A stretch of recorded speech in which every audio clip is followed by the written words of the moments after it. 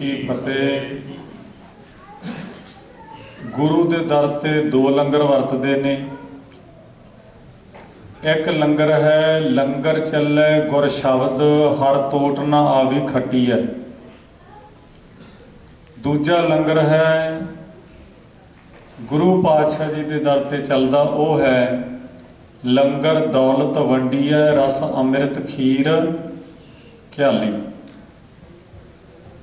लंगर वाले पासे जिहड़ा तन की खुराक है असीं बहुत सुचेत हाँ। वरताउण वाला किते खीर पाउणी भुल जावे, प्रशादा ना दे के जावे, असीं रौला पा दिंदे हाँ भी मैनूं छड्ड के अगे क्यों लंघ गया तूं।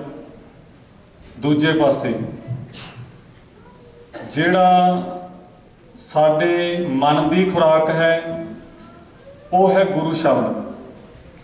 लंगर चलै गुर शब्द हर तोट ना आवी खट्टी है। इधरले पासे असीं सुचेत नहीं। दूजा लंगर तो पैक करा के घरी भी लै जाने भी मेरा मुंडा मेरा पोता पोती नहीं आए उन्होंने भी दे देंगे चल के।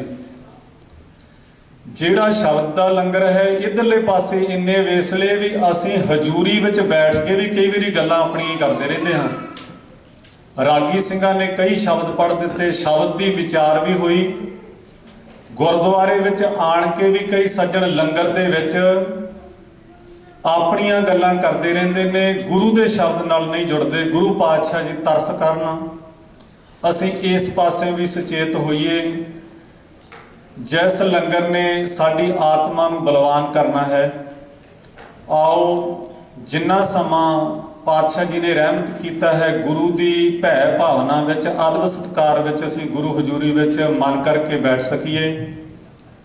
विचारां की आरंभता तो पहला एक बार समूह संगत प्रेम नाल हाजरी लवाओ ते आखो जी सतनाम श्री वाहिगुरु जी। सुखमनी साहिब दे विचों आपने इस श्लोक सरवण किया है। पातशाह जी कहते ने निर्गुणी यार इयानिया सो प्रभ सदा संभाल। ऐ गुणहीन मनुख ऐ अजाणे मनुख ऐ नादान बेसमझ मनुख सो प्रभ सदा संभाल। जिस मालिक ने तैनू पैदा किया उन्होंने चेते रखा कर। सो प्रभ सदा संभाल जिन किया तिस चीत रख। नानक निभही नाल जिसने तेनू पैदा किया, जिसने घर ते परिवार दिता, दुनिया दियां सुख सहूलतां दित्तियां, उन्होंने चेते करया कर। वो नाल निभदा है हर थां ते। जदों गुरमत सिद्धांतां नूं पढ़दे हाँ दो गल्लां साडे सामने आउंदियां ने। वो किहड़ियां ने? पातशाह जी कहंदे ने ऐ बंदिया जदों किते जीवन दे विच तूं किसे दे काम आवे ना उन्होंने चेते ना रखी। जे चेते रखेगा किसे दा कुछ सवार के किसे दी तली ते दो कौडियां रख के तू जे चेते रखिया तेरे मन विच हंकार आ जाएगा, हौमे आ जाएगी। ते हंकारी गुरु दे दर ते प्रवान नहीं। हर जियो अहंकार ना भावे वेद कूक सुनावे। दूजे पासे जे तेरे जीवन का कोई कारज किसी तो सौरदा है ना, पातशाह जी कहते उन्होंने चेते रखी। भावें छोटे तो छोटा कारज किसी ने तेरा जीवन विच सवारिया होवे, जे चेते रखेगा तू एहसान फरामोश नहीं होएगा, अकिरत घण नहीं होएगा। जे तैं भुला दिता तू अकिरत घण होएगा। तो गुरु के दर ते अकिरत घण भी प्रवान नहीं। पातशाह की बाणी का फैसला है अकिरत घणा हर विसरिया जोनी परमेत। जिन्हां ने मालक नूं भुला दिता, जिन्हां ने किसी के एहसान नूं भुला दिता, वो अकिरत घण बन जाते हैं। गुरु पातशाह जी कहते जीवन विच जदों तू किसी के काम आवे ना, तेरे कोले मालक दे दिते चार पदार्थ ने, चार कौडियां ने, जां तेरी गल करन नाल किसी दे जीवन का कोई कारज सौर जाता है, वो करके भी किसी की वडियाई करते अपने आप को चेते ना रखी। सगों ये अरदास कर दिया कर मालका कहो नानक सब तेरी वडियाई कोई नाओ ना जाने मेरा, बचिया रहेगा इस बीमारी तो। पातशाह जी कहते कि जे किसी के काम आ जावे उन्होंने चेता ना रखी, जे तू चेता रखेगा तैनू गुरु के दर ते ढोई नहीं मिलनी। मनुख कुछ ना कुछ करके कुछ ना कुछ दे के माण करता है। एक गल चेते रखण वाली है, नलका भावें साडे घर विच लग्या होवे पर उहदे विच पानी मालक दा दिता ही आ रहा है। जेब भावें साडी होवे, पदार्थ मालक दे दिते ने। जे उहदी रहमत ना होवे, वड्डे वड्डे सियाणियां नूं मूर्खां दी कतार विच खड़दियां देरी नहीं जे लगदी। सब कुछ मालक दा दिता होया है, पर साडा ये सुभाਅ है, साडे दुनियावी रिश्ते भी तां टुटदे ने। मालक ने इन्ने वधिया सिद्धांत दिते, मनुख दुनिया विच भी वधिया जिउं सकदा है, सच्चे शहनशाह दी कचहरी विच भी प्रवान हो सकदा है। साडे बहुते रौले अजकल कनेडा अमेरिका की धरती ते यही ने ना भी मैं फलाने अपने भतीजे नूं, अपने चाचे नूं, ताए नूं सद्दिया सी ते मेरी वो बात ही नहीं पुछदा। कुछ करके चेते रखिया भी फलाने दा सी कीता सी। सोचना ये चाहिदा सी भी जे मालक मेरे ते तरस ना करदा, मैं कुछ करन जोगा ना हुंदा, मैं कित्थों कर दिंदा। जे भुला दिंदा इस गल नूं, ये बार बार ना चितारदा। दूजे पासे जिहदा कुछ सवारिया सी, जे वो इस सिद्धांत नूं चेते रखदा भी जिहदे तो मेरा कारज सौरिया है, मैं चेते रखना है, रिश्ते बरकरार रहने सी। पर असीं की करदे हां, जिहने सद्दिया वो तो सारी जिंदगी खैड़ा नहीं छड्डदा भी मैं तुहानूं सद्दिया सी। किसी भी रिश्तेदार की गल होवे, इत्थों तक भी सद के रिश्तेदारां नूं मिसयूज भी किया जाता है। अपने फार्मां विच, स्टोरां विच घंटिਆਂ बद्धी काम कराया जाता है, योग उन्होंने मेहनत नहीं दी जाती। इदां दे अनेकां परिवारां नूं मिलण दा मौका मिलिया, रिश्तेदारां नूं बुला तां लिया, फार्मां दे विच रखिया, सालां बद्धी उन्होंने नहीं पता भी कनेडा कित्थे है, उत्थे ही काम कराई जाते हैं।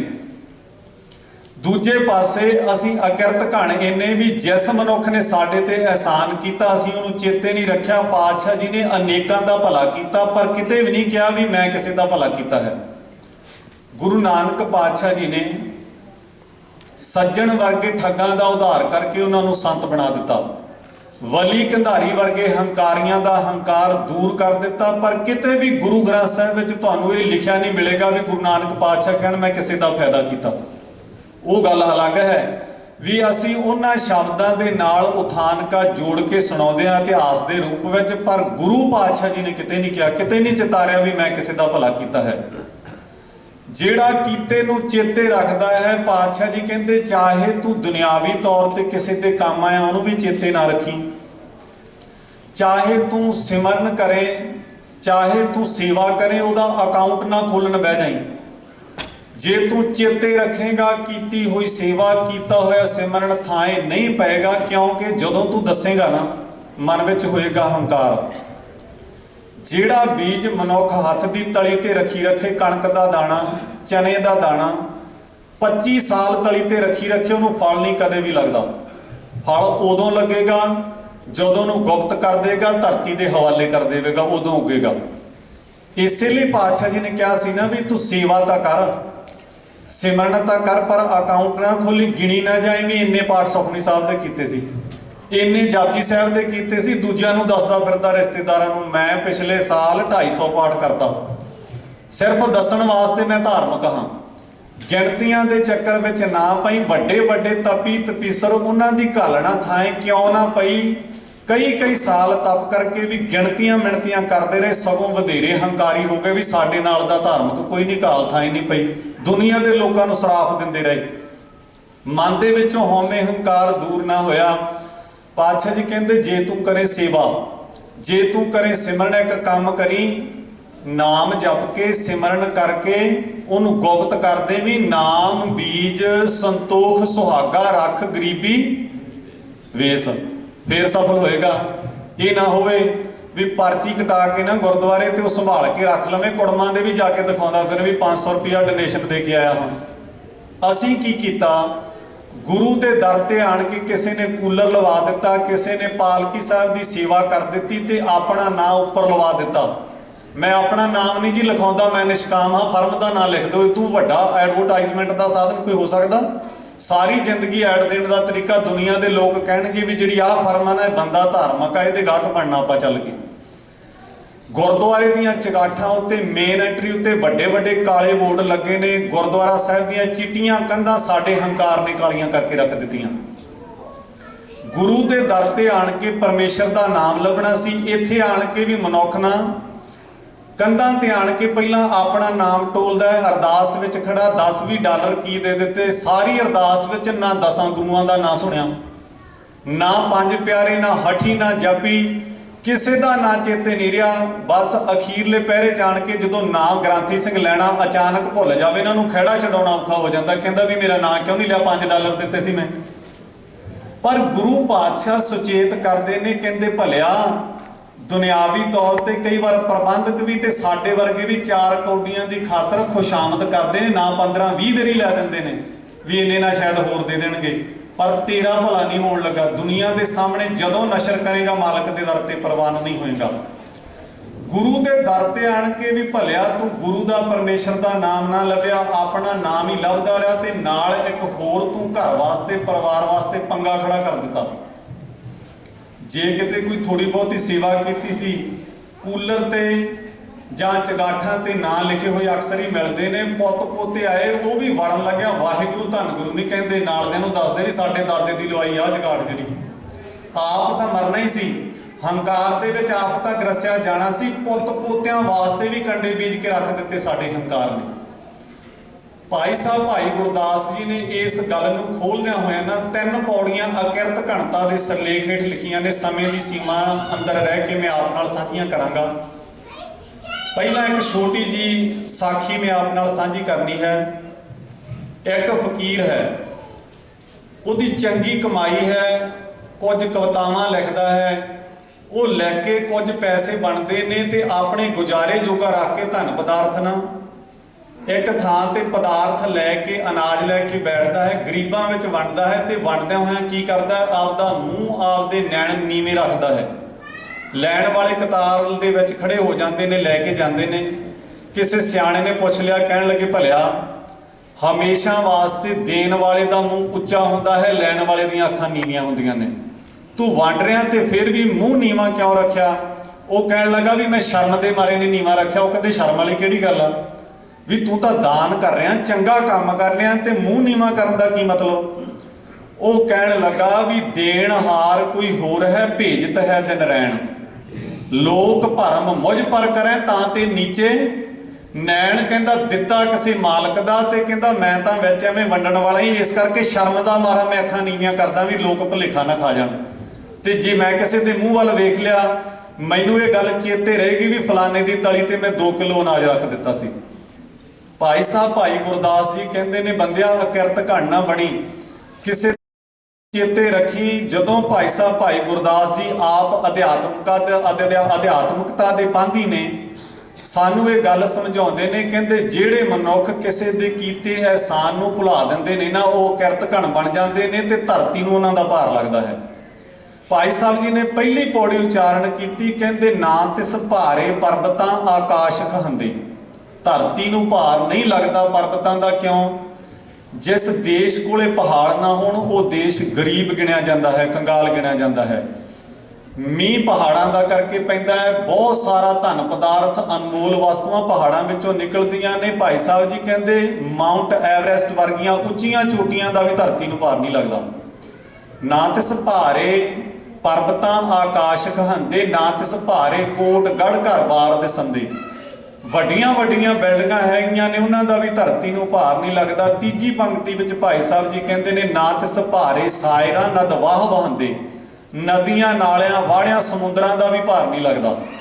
ਨਾ ਤਿਸ ਭਾਰੇ ਤਰਵਰਾਂ ਫਲ ਸੁਫਲ ਫੁਲੰਦੇ। ਕਹਿੰਦੇ ਨਾ ਬਿਰਸ਼ ਬੂਟਿਆਂ ਦਾ ਭਾਰ ਲੱਗਦਾ ਹੈ, ਭਾਵੇਂ ਇੱਕ ਬਿਰਸ਼ ਨੂੰ ਇੰਨੇ ਇੰਨੇ ਫਲ ਲੱਗਦੇ ਨੇ, ਜੇ ਤੋੜ ਕੇ ਮਨੁੱਖ ਦੇ ਸਿਰ ਤੇ ਰੱਖ ਦਿੱਤੇ ਜਾਣ ਦਬ ਕੇ ਮਰ ਜਾਏਗਾ। ਪਰ ਉਹਨਾਂ ਬਿਰਸ਼ ਬੂਟਿਆਂ ਦਾ ਵੀ ਭਾਈ ਸਾਹਿਬ ਜੀ ਕਹਿੰਦੇ ਭਾਰ ਨਹੀਂ ਲੱਗਦਾ। ਅਗਲੀ ਪੰਕਤੀ ਵਿੱਚ ਕਹਿੰਦੇ ਨੇ ਨਾ ਤਿਸ ਭਾਰੇ ਜੀ ਜੰਤ ਅਣਗਣਤ ਫਿਰੰਦੇ। ਨਾ ਜੀਵ ਜੰਤੂਆਂ ਦਾ ਭਾਰ ਲੱਗਦਾ ਹੈ। ਭਾਈ ਸਾਹਿਬ ਜੀ ਭਾਰ ਧਰਤੀ ਨੂੰ ਲੱਗਦਾ ਕਾਹਦਾ ਹੈ? ਕਹਿੰਦੇ ਭਾਰੇ ਭੂਈ ਅਕਿਰਤ ਘਣ ਮੰਦੀ ਹੂੰ